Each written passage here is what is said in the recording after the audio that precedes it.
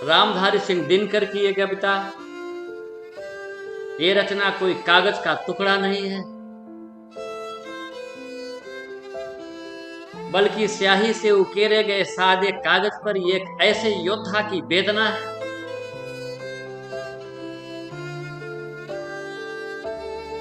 जो किसी के सहयोग से अछूता रहकर भी उस समय के श्रेष्ठतम योद्धाओं में अपनी छाप छोड़ने में महानतम है। जब रंगभूमि में आचार्य द्रोण अर्जुन को सर्वश्रेष्ठ धनुर्धर बोल रहे थे, अचानक कर्ण उस भीड़ से निकलकर सामने प्रस्तुत हुआ और कहता है कि आचार्यवर बिना प्रतिस्पर्धा के अर्जुन को सर्वश्रेष्ठ धनुर्धर घोषित कर देना ये योद्धाओं का अपमान।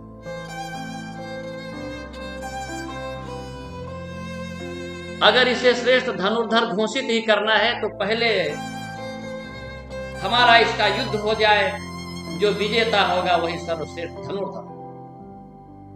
उसकी ललकार से सभा में उपस्थित सारे वीरों के रोंगटे खड़े हो गए। आचार्यों द्वारा उस महारथी कर्ण का जाति पूछे जाना लगा। तब कर्ण ने कहा कि आचार्यवर, मेरी जाति तो मेरे ये भुजदंड, मेरा ये धनुष और ये मेरा तीर।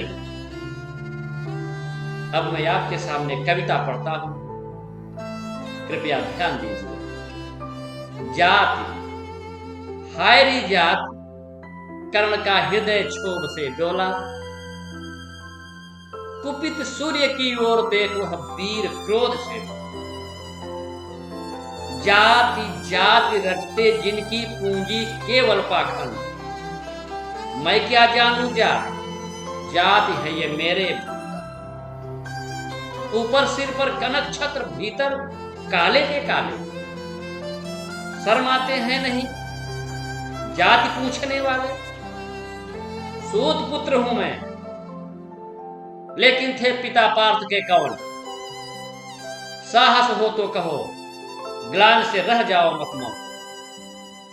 मस्तक ऊंचा किए जाति का नाम लिए चलते हो। पर धर्म में शोषण के बल से सुख में पलते हो। अधम जातियों से थर थर कांपते तुम्हारे प्राण। छल से मांग लिया करते हो अंगूठे का दाम।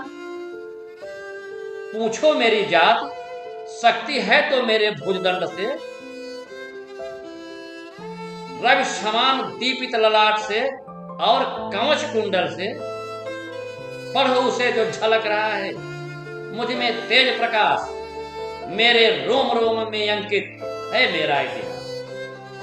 अर्जुन बड़ा वीर क्षत्रिय है, अर्जुन बड़ा वीर क्षत्रिय है। तो आगे वह आवे, क्षत्रियवत का तेज जरा मुझको भी दिखलावे। अभी छीन इस राजपुत्र से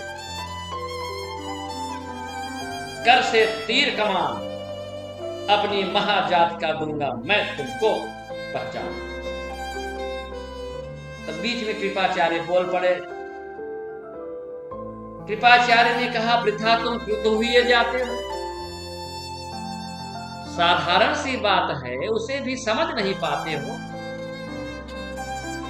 राजपुत्र से लड़े बिना होता हूं अगर यह काज। अर्जित करना तुम्हें चाहिए पहले कोई राज। कर्ण हतप्रथ हुआ तनिक, मन ही मन कुछ भरमाया। सहन सका न्याय दुर्योधन, बढ़कर आगे बोला, बड़ा पाप है करना इस प्रकार अपमान। उस नर का जो दीप रहा हो सचमुच सूर्य समान। मूल जानना बड़ा कठिन है नदियों का वीरों का। धनुहा छोड़े और गोत्र हो सकता क्या रणधीरों का। पाते हैं सम्मान तपोबल से भूतल पर सूर। जाति जाति का स्वर मचाते केवल कायल।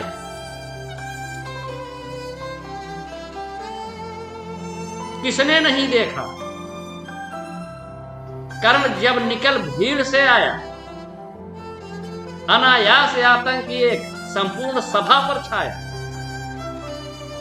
कर्ण भले ही सूत पुत्र हो अथवा स्वपत चमार, मलिन मगर इसके आगे हैं सारे राजकुमार। करना क्या अपमान ठीक है इस अनमोल रतन का, मानवता की इस विभूति का, धरती के इस धन का। बिना राज्य यदि नहीं वीरता का इसको अधिकार, तो मेरी यह खुली घोषणा सुने सकल संसार। अंग देश का मुकुट कर्ण के मस्तक पर धरता हूं, एक राज्य इस महावीर के लिए अर्पित करता।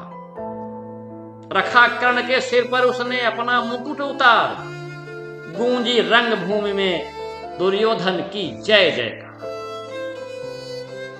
कर्ण चकित रह गया सुयोधन हुई इस परम कृपा से, फूट पड़ा मारे कृतज्ञता के भरोसे भुजा से। दुर्योधन ने हृदय लगाकर कहा बंधु हो शांत, मेरे इस क्षुद्रोपहार से क्यों होता उद्भ्रांत।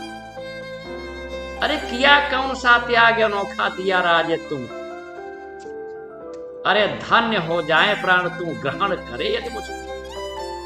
कर्ण और गल गया, हाय मुझ पर भी इतना स्नेह, वीर बंध हम हुए आज से, एक प्राण दो दे। भरी सभा के बीच आज तूने जो मान दिया है, पहले पहल मुझे जीवन में जो उत्थान दिया है, और भला होऊंगा उससे चुका कौन सा दाम। कृपा करे दिनमान किया हूं तेरे कोई का। घेर खड़े हो गए कर्ण को मोदित मुग्ध पूर्वासी, होते ही हैं लोग सुरता पूजन के अभिलाषी। चाहे जो भी कहे द्वेष ईर्ष्या मिथ्या अभिशाप, जनता निज आराध्य वीर को पर लेती पहचान। लगे लोग पूजने कर्ण को कुमकुम और कमल से, रंग भूमि भर गई चतुर्दिक कुल का कुल कलकल से। विनय पूर्ण प्रतिबंधन में जो झुका कर्ण सविशेष, जनता विकल पुकार उठी जय महाराज अंगेश। जब जनता कर्ण को महाराज अंगेश कह के पुकार उठी, उसका प्रभाव जाग गया, तो भीम को बर्दाश्त नहीं हुआ। भीम ने कहा महाराज अंगेश तीर सा लगा हृदय में जाके, विकल क्रोध में कहा भीम ने और नहीं कुछ पाया।